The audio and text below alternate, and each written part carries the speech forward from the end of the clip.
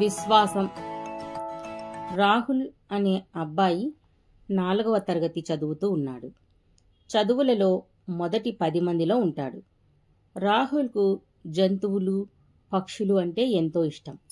ఎక్కడైనా పిల్లులు, కుక్కలు కనిపిస్తే చాలు వాటితో ఆడుకుంటూ ఆగిపోతాడు.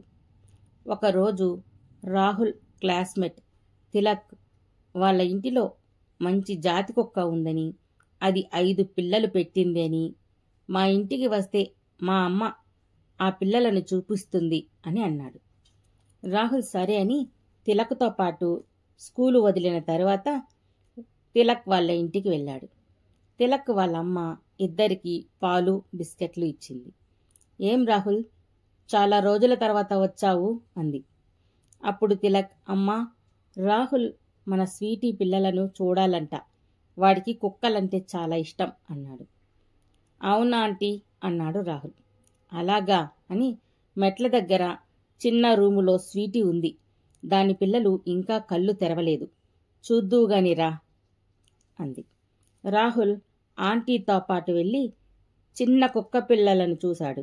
ఆంటీ, నాకు ఒక కుక్కపిల్ల కావాలి ఆంటీ అన్నాడు. పెంచుకుంటావా అంది. అవును అన్నాడు. ఇవి ఇంకా చిన్నవి, కళ్ళు తెరిచి నడిచేటప్పుడు రా ఇస్తాను అంది. రాహుల్ సరే ఆంటీ అంటూ సైకిల్ తొక్కుకుంటూ ఇంటికి వెళ్ళాడు. రాహుల్ వాళ్ళమ్మ శారద ఎదురు చూస్తూ ఉంది. రాహుల్ లేటుగా వచ్చాడు. ఎక్కడికి వెళ్ళావు అంది. రాహుల్, తిలక్ వాళ్ళ ఇంటికి వెళ్ళానమ్మా, ఆంటీ పాలు బిస్కెట్లు ఇచ్చింది, ఇంక నాకు వద్దు అన్నాడు. స్నానం చేసి కొంచెంసేపు ఆడుకుని హోంవర్క్ చేశాడు. అంతలో వాళ్ళ నాన్న రమణ వచ్చాడు. అందరూ మాట్లాడుతూ భోంచేశారు. రాహుల్ వాళ్ళ అమ్మకు పెంపుడు జంతువులను చూస్తే నచ్చదు. వాళ్ళ నాన్నగారికి జంతువులంటే ఇష్టం. అందుకే రాహుల్ వాళ్ళ అమ్మకు ఏమీ చెప్పలేదు. నాన్నకు చిన్న కుక్కపిల్ల గురించి చెప్పాడు. అవి ముద్దుగా ఉన్నాయి నాన్న అన్నాడు. ఎత్తుకున్నావా అన్నాడు వాళ్ళ నాన్న. అవి ఇంకా చిన్నవి నాన్న, కళ్ళు కూడా తెరవలేదు. ఆంటీ నాకు ఒక పప్పీని ఇస్తాను అనింది నాన్న అన్నాడు. అలాగా, సరేలే అన్నాడు నాన్న. కొద్ది రోజుల తర్వాత తిలక్ వచ్చి, రాహుల్, అమ్మ నిన్ను రమ్మంటుంది అన్నాడు. రాహుల్ ఎందుకు అన్నాడు. తిలక్, నాకు తెలీదు అన్నాడు. రాహుల్ తిలక్ ఇంటికి వెళ్ళాడు. రాహుల్ని చూసి తిలక్ వాళ్ళమ్మ, రా నాన్న రాహుల్ అంది. ఆంటీ అన్నాడు. రాహుల్, నువ్వు చిన్న కుక్కపిల్ల కావాలి అన్నావు కదా, ఇప్పుడు కొంచెం పెద్దగా అయ్యాయి. ఈ 4 పిల్లల్లో నీకు ఏది కావాలో తీసుకో అంది. రాహుల్ పరుగున వెళ్ళి గోధుమ రంగుతో ముఖం పైన తెల్ల నామం ఉన్న బుజ్జి కుక్కపిల్లని తీసుకున్నాడు. సరే, జాగ్రత్తగా పెంచుకో అంది. సరే ఆంటీ అన్నాడు. ఆంటీ ఒక బుట్ట ఇచ్చింది. రాహుల్ కుక్కపిల్లని బుట్టలో పెట్టుకుని ఇంటికి తెచ్చాడు.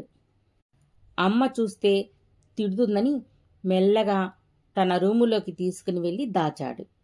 అమ్మకు తెలియకుండా దానికి పాలు, బిస్కెట్లు, అన్నం పెట్టాడు.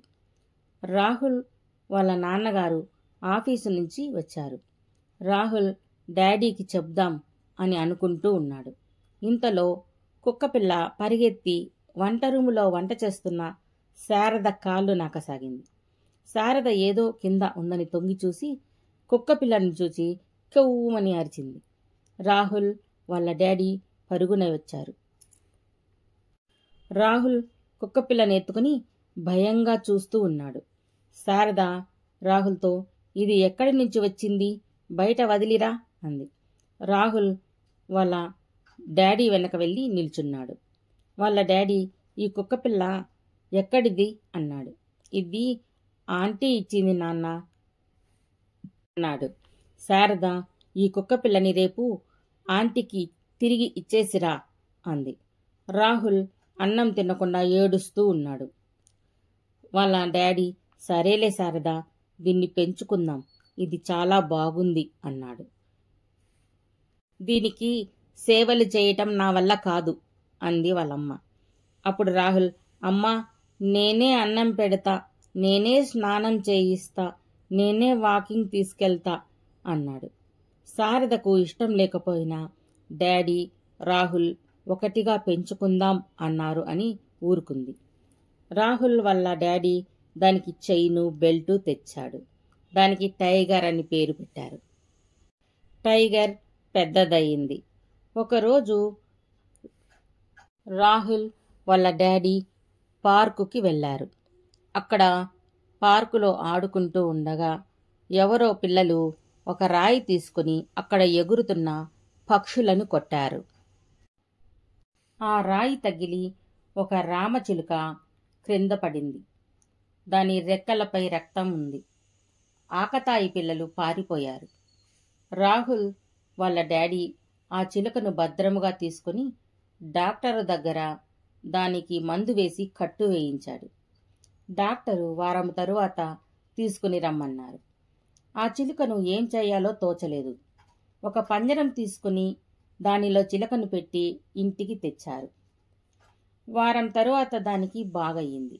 మెల్లగా ఎగురుతుంది. రాహుల్ వాళ్ళ డాడీతో దీన్ని పెంచుకుందాం అన్నాడు. వాళ్ళ అమ్మ, వద్దు, ఇది ఇల్లంతా తిరుగుతూ పాడు చేస్తుంది, వాసన వస్తుంది అంది.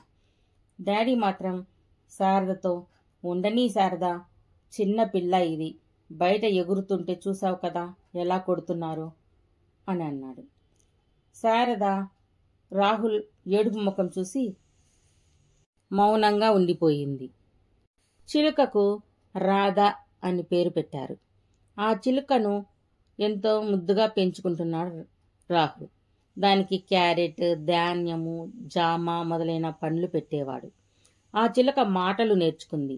శారదను అమ్మ అంటుంది, రాహుల్ను రాహుల్ అంటుంది, డాడీని డాడీ అంటుంది. చిలుక వచ్చిన కొత్తలో టైగరు, రాధ కొట్లాడుకునేవి. తరువాత అవి స్నేహంగా ఉండేవి. రాధ టైగర్ అని పిలిస్తే చాలు ఎక్కడ ఉన్నా పరిగెత్తుకుంటూ వచ్చి పంజరం దగ్గర చూస్తూ ఉండేది టైగర్. రాహుల్ 10th పాస్ అయ్యాడు. రాహుల్ను కాలేజీలో చేర్చారు. హాస్టల్కు వెళ్తున్నాడు రాహుల్. అప్పుడు శారద, ఇక రాహుల్ కూడా హాస్టల్కు వెళుతున్నాడు, ఈ టైగర్ని రాధని ఎవరికైనా ఇచ్చేస్తా అంది. రాహుల్ దిగులు పడ్డాడు. వాళ్ళ నాన్న రాహుల్ను హాస్టలులో వదిలి వచ్చాడు. కొద్ది రోజుల తర్వాత ఒకనాడు అర్ధరాత్రి 2 దొంగలు 2-3 ఇళ్లలో దొంగతనాలు చేసి రాహుల్ ఇంటికి కూడా వచ్చారు. మెల్లగా వెనక వైపు ఉన్న తలుపు తీసి లోనికి వచ్చారు. శారద, రమణ బెడ్రూములో నిద్రపోతూ ఉన్నారు. పంజరంలో ఉన్న చిలుక శబ్దం విని మేలుకొని చూసింది. దొంగల్ని చూసి, టైగర్, టైగర్, దొంగలు వచ్చారు, టైగర్, దొంగలు వచ్చారు అంది. పక్క రూములో ఉన్న టైగర్ పరుగెత్తుకుంటూ వచ్చి అరవటం మొదలుపెట్టింది. శారద, రమణ బయటికి వచ్చారు. దొంగ ఒక పెద్ద రాడ్డుతో శారదను కొట్టబోయాడు. టైగర్ ఎగిరి వాడి చెయ్యి గట్టిగా పట్టుకుని కరిచేసింది. వాడు అబ్బా అని అరిచాడు. 2 దొంగలు ఇక్కడ ఉంటే దొరికిపోతాం అని బయటకు పరిగెత్తారు. రాహుల్ నాన్నగారు పోలీసులకు ఫోన్ చేశాడు. పక్కనే దగ్గరలో వెళుతున్న పోలీసులు పరిగెత్తుకుని వెళుతున్న దొంగలను పట్టుకున్నారు. టైగర్ దొంగలను పట్టి ఇచ్చినందుకు ఎంతో మెచ్చుకున్నారు. సెలవులలో రాహుల్ వచ్చాడు. టైగర్, రాధ ఎక్కడ ఉన్నాయో, అమ్మ వాటిని ఎవరికి ఇచ్చిందో అని బెంగగా ఉన్నాడు. ఇంటికి రాగానే రాధ రాహుల్ అంటూ పంజరంలో నుంచి అరిచింది. రాహుల్ వచ్చాడు అంది. టైగర్ రాహుల్ పైకి ఎగిరి తన ప్రేమ చూపసాగింది. ఇంతలో శారద, రమణ బయటకు వచ్చారు. రాహుల్ని చూసిన శారద, రా నాన్న, స్నానం చేసిరా, టిఫిన్ చేద్దువు గాని అంది. టిఫిన్ చేసేటప్పుడు శారద జరిగిన విషయం చెప్పి, టైగర్, రాధ లేకుంటే ఆ దొంగలు ఏం చేసేవారో అంది. తరువాత టైగర్, రాధ మనతోనే ఉంటాయి అంది. రాహుల్ అప్పుడు ఎంతో సంతోషించాడు.